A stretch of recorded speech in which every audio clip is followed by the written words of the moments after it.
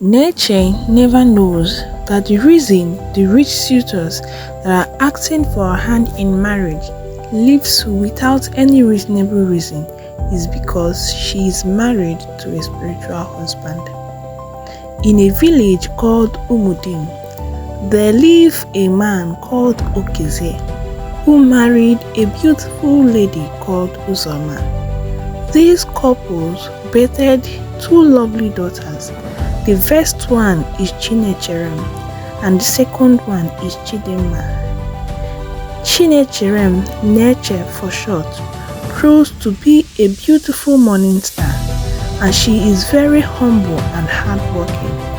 Chidinma, the second daughter, is also beautiful, but not as Neche.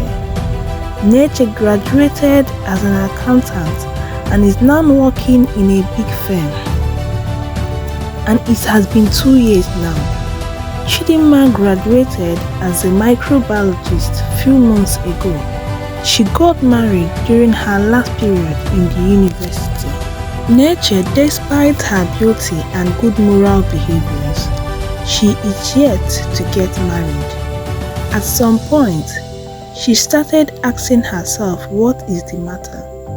She have had series of suitors of different calibers. The last episode of disappointment that she had with her suitor was so heartaching and a long-felt misery that a man who has fixed a date for her introduction woke her up one morning with a disheartening message of "It is over between us," without any given reason or word.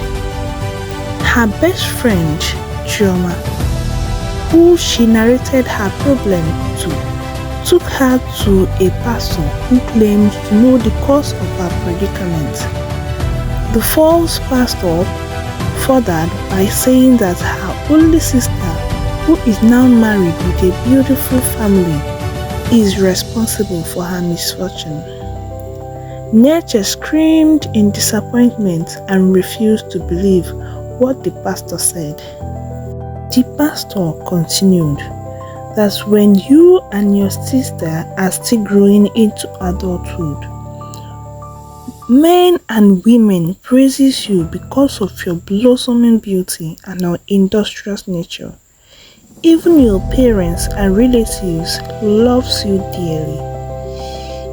He continued that your sister became envious to the extent that she swore that every good thing that is coming your way will end up in disappointment and denial.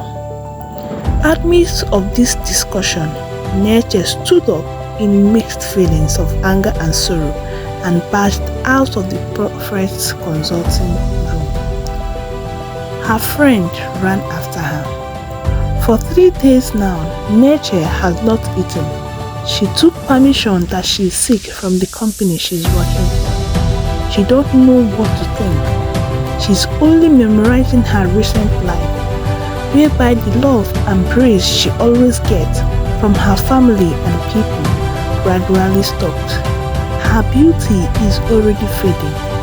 Now my sister is the cause.